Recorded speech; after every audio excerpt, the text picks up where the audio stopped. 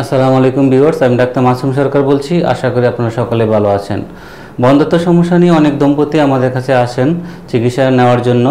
তো বর্তমানে নারীদের ক্ষেত্রে যে সমস্যাটা বেশি পাওয়া যায় তা হচ্ছে এএমএইচ সমস্যা, মানে অ্যান্টি মুলারিয়ান হরমোনের সমস্যা থাকে। কারো ক্ষেত্রে হরমোনাল লেভেল খুব বেশি থাকে, আবার কারো ক্ষেত্রে হরমোনাল লেভেল খুব কম থাকে। তো এএমএইচ এর নর্মাল লেভেল হচ্ছে বাচ্চা কনসেপ্ট করার জন্য 1 থেকে 4-এর নিচে থাকতে হবে। যদি 1-এর কম থাকে অথবা 4-এর বেশি থাকে তাহলে দুইটাই সমস্যা, আর এক্ষেত্রে বেবি কনসেপ্ট হয় না। তো যাদের এএমএইচ লেভেল কম থাকে বা যাদের এএমএইচ লেভেল বেশি থাকে তাদের ক্ষেত্রে কি হয় যে পিরিয়ডটা প্রতি মাসে রেগুলার হয় না এবং এক কোয়ালিটি ঠিকমতো আসে না, এক ম্যাচিউর হয় না, আর যার কারণে বেবি কনসেপ্ট হয় না। তো যাদের এএমএইচ লেভেলটা হাই তারা নিয়ন্ত্রণে আনার জন্য কি কি কাজ করতে হবে, আপনাদের করণীয় কি, এই সম্পর্কে আজকে তথ্যবহুল গুরুত্বপূর্ণ আলোচনা করব ইনশাআল্লাহ। তো এএমএইচ লেভেল নিয়ন্ত্রণে আসার জন্য আপনাদেরকে প্রথমে যে কাজটি করতে হবে তা হচ্ছে ওয়েট ম্যানেজমেন্ট করা। আপনার যাদের স্বাস্থ্য খুব বেশি পরিমাণে থাকে তাদের ক্ষেত্রে কি হয় যে হরমোন পরিবর্তন হয়ে যায়। এই ক্ষেত্রে আপনার ওজনটা নিয়ন্ত্রণ করতে হবে। তো প্রথমে আপনাকে যে কাজটি করতে হবে,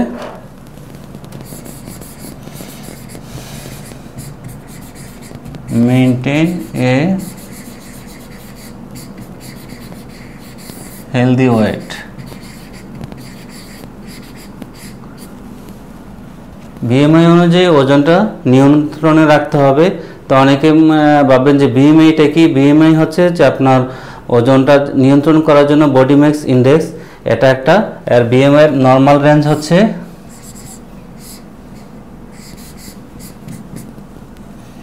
19 থেকে 24.99।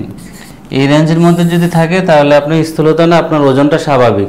আর যদি এর চেয়ে বেড়ে যায় 25, 30 বা 40 হয় তাহলে বুঝতে হবে যে আপনার এটা স্থূলতা বোঝায় যে আপনার স্থূলতাটা কি পরিমাণে রয়েছে। আর যদি এই 19 থেকে 24.99 25-এর নিচে রাখা যায় তাহলে আপনার ওজনটা স্বাভাবিক রয়েছে, আপনার কোনো সমস্যা নেই। তো বিএমআইটা আপনারা কিভাবে নির্ধারণ করবেন? বিএমআই এর সূত্র হচ্ছে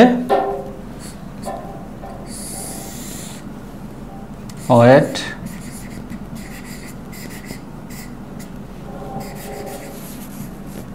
ইন কেজি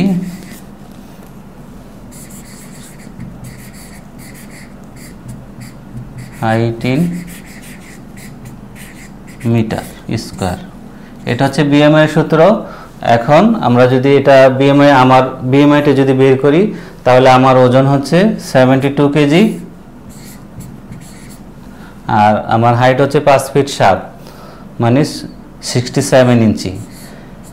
কিন্তু এখানে তো মিটারে কনভার্ট করতে হবে। তো আমরা সবাই জানি যে 1 মিটার সমান 1 মিটার হলো 39.37 ইঞ্চি।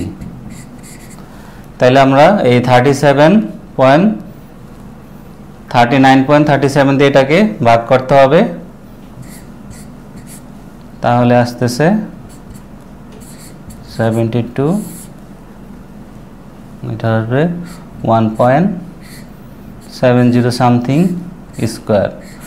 স্কয়ার মানে হচ্ছে আপনার যে এখানে যে ভ্যালুটা এটাকে 2 বার গুণ করতে হবে, মানে 72 1.7 ইন্টু 1.7।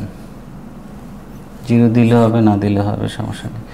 তাহলে এটা যদি আমরা ভাগ করি তাহলে আসবে আমার বিএমআই 24.91, মানে আমি একেবারে লাস্ট লেভেলে আছি, আমার বিএমআই হচ্ছে। তো এইভাবে আপনার ওজন আর আপনার উচ্চতা ইঞ্চি মিটারে পরিবর্তন করতে হবে। প্রথমে আপনার ইঞ্চি থেকে আপনার যেই 39.37 দিয়ে যদি আপনারা ভাগ করেন তাহলে আপনার হাইটটা মিটারে চলে আসবে। আর এরপরে আপনার এই হাইটটাকে 2 বার গুণ করবেন আর উপরে আপনার ওজনের সাথে ভাগ করে দেবেন, তাহলে আপনার বিএমআই চলে আসবে। এখন আপনারটা আপনি নিজে বের করে দেখুন যে আপনার বিএমআই কি পরিমাণে আছে। যদি 25-এর বেশি থাকে তাহলে অবশ্যই আপনাকে ওজন নিয়ন্ত্রণ করতে হবে। এরপরে আপনাকে আরো করণীয় যা রয়েছে,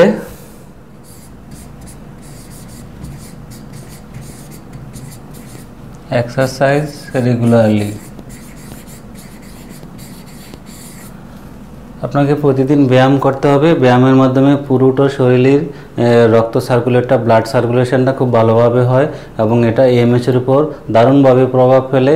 আপনার ওভারিতে ব্লাড ফ্লো ঠিকভাবে হয়। এই জন্য আপনাকে প্রতিদিন 30 থেকে 45 মিনিট ব্যায়াম করতে হবে। তো ব্যায়ামের ক্ষেত্রে আপনি হাঁটতে পারেন, দৌড়াতে পারেন, সাইক্লিং করতে পারেন বা সুইমিং করতে পারেন, কিন্তু প্রতিদিন আপনাকে অবশ্যই 30 থেকে 45 মিনিট এক্সারসাইজ বা ব্যায়াম করতে হবে।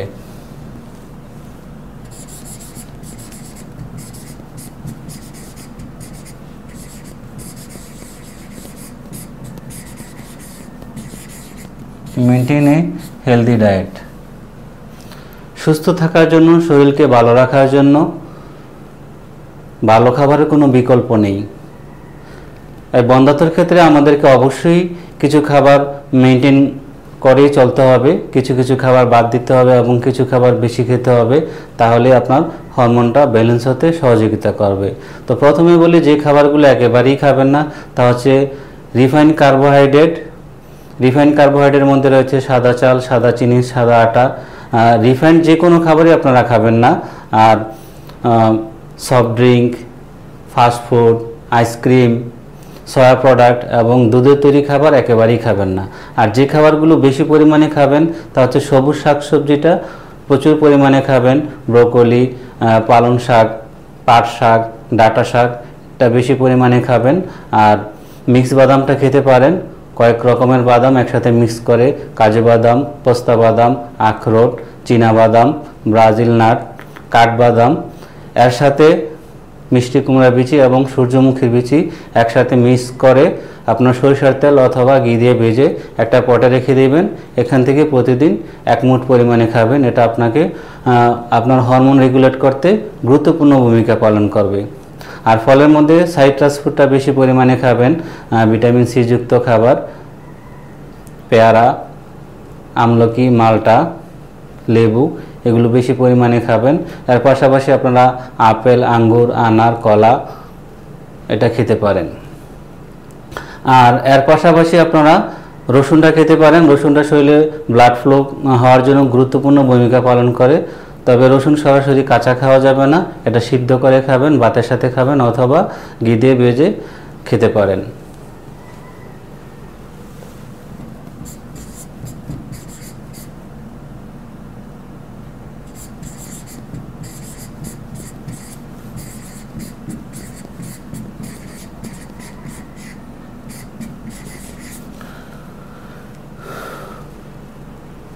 আপনাকে প্রচুর পরিমাণে পানি পান করতে হবে, কারণ আমাদের প্রতিটি অর্গান সঠিকভাবে কাজ করার জন্য পর্যাপ্ত পরিমাণে পানির প্রয়োজন।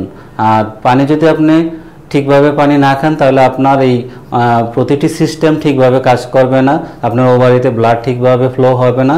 এক্ষেত্রে অবশ্যই আপনাকে প্রতিদিন 10 থেকে 12 গ্লাস পানি পান করতে হবে। আর যাদের শরীর অতিরিক্ত ঘামে বা গরমে কাজ করেন তাদের অবশ্যই আরেকটু বেশি পরিমাণে পানি পান করতে হবে।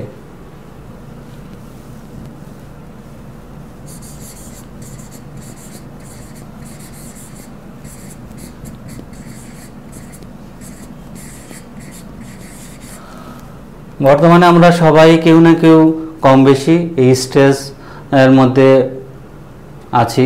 অনেকেরই দুশ্চিন্তা থাকে, তো এই দুশ্চিন্তাটা অবশ্যই কমাতে হবে, কারণ অতিরিক্ত পরিমাণে যদি আপনি দুশ্চিন্তা করেন সেক্ষেত্রে আপনার কর্টিসল হরমোন নিঃসৃত হবে। আর অধিক পরিমাণে যদি কর্টিসল হরমোন নিঃসৃত হয় সেক্ষেত্রে আপনার আদার্স যে হরমোনগুলো রয়েছে এগুলো ইনব্যালেন্স হওয়ার চান্স থাকে। এজন্য অতিরিক্ত দুশ্চিন্তা বা মানসিক চাপ নেওয়া যাবে না। এক্ষেত্রে আপনার যেটা হবি এই বিষয়ে আপনি একটু নজর দিতে পারেন, বা যেটা আপনার যে জিনিসটা আপনার পছন্দ এই কাজগুলো বেশি করতে পারেন। সাইকেলিং করতে পারেন, এক্সারসাইজ করতে পারেন, বা লেখালেখির কাজ করতে পারেন, বা বেড়াতে যেতে পারেন। আর ধর্মীয় অনুশাসন অনুযায়ী আপনার যদি নিয়মকানুনগুলো মানেন, আল্লাহর উপর যদি ভরসা রাখেন, তাহলে কিন্তু আপনার এই স্ট্রেস লেভেলটা অনেক অংশেই কমে যাবে। অনেকে মেডিটেশন করে, আপনার মেডিটেশনও করতে পারেন। যেভাবে হোক আপনার স্ট্রেস লেভেলটা কমাতে হবে। যদি অতিরিক্ত পরিমাণে স্ট্রেস লেভেল হয় তাহলে কিন্তু আপনার হরমোন ইনব্যালেন্স হয়ে যাবে। Limit coffee. যারা অতিরিক্ত পরিমাণে কফি সেবন করেন, কফির মধ্যে ক্যাফেইন থাকে, এটা স্বাস্থ্যের জন্য ক্ষতিকর। তো আপনারা কফিটা একেবারে কমিয়ে দিবেন। যাদের অ্যালকোহল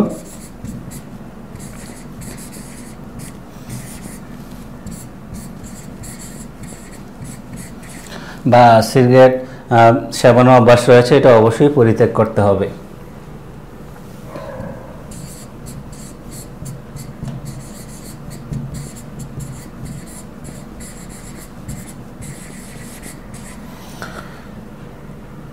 হরমোন রেগুলেট করার জন্য ঘুম একটি গুরুত্বপূর্ণ, এটা সরাসরি হরমোনের সাথে সংযুক্ত। এজন্য আপনাকে অবশ্যই প্রতিদিন 6 থেকে 8 ঘন্টা ঘুমের ব্যবস্থা করতে হবে। অবশ্যই রাতের বেলা ঘুমের ব্যবস্থা করতে হবে। অনেকেই আছেন যে 12টা 1টা ঘুমাতে যান এবং সকাল 10টা পর্যন্ত ঘুমান। এক্ষেত্রে কিন্তু আপনার বেনিফিটটা খুব কমই পাবেন।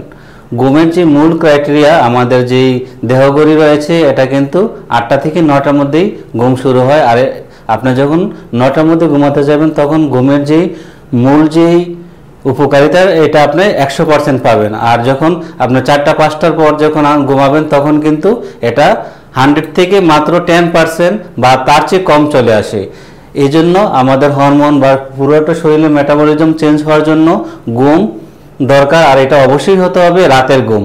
রাতের ঘুম 6 থেকে 8 ঘন্টা ব্যবস্থা করতে হবে, তাহলে আপনার এই হরমোনটা ঠিকভাবে রেগুলেট হবে। আর একেবারে রাত্রি জাগরণ করা যাবে না।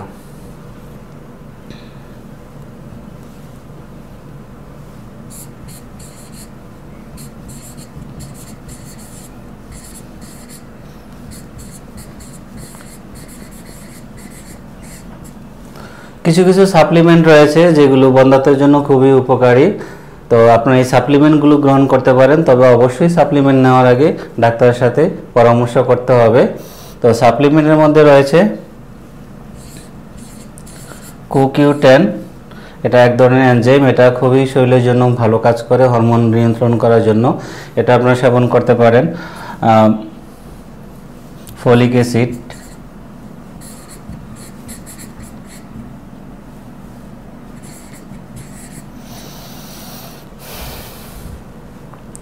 ওমেগা ফ্যাটি 3 অ্যাসিড, এটা আপনারা নিতে পারেন। ভিটামিন D3,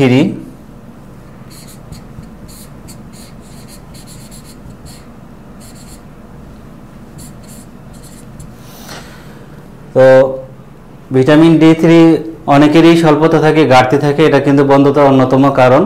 আর ভিটামিন D3 পাওয়ার প্রধান সোর্স হচ্ছে সূর্যের আলো। তো প্রতিদিন কমপক্ষে 15 থেকে 20 মিনিট শরীরে রোদ লাগাতে হবে, এটা আপনার সকালে অথবা বিকালে লাগাতে পারেন। আর যাদের অতটা রোদ লাগানোর সময় হয় না, তারা অবশ্যই ভিটামিন D সাপ্লিমেন্ট নেবেন আর সূর্যের আলো লাগানোর জন্য চেষ্টা করতে হবে। সর্বশেষে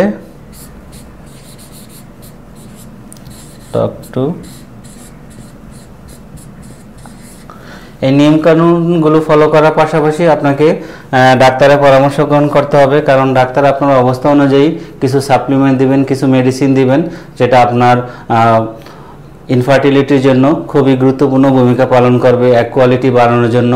তাই এই নিয়মগুলো ফলো করার পাশাপাশি আপনি যখন একটা ডাক্তারের শরণাপন্ন হবেন, সেই অনুযায়ী যদি মেডিসিন সেবন করেন, তাহলে কিন্তু আপনার বেবি কনসিভ করতে বেশি সময় লাগবে না।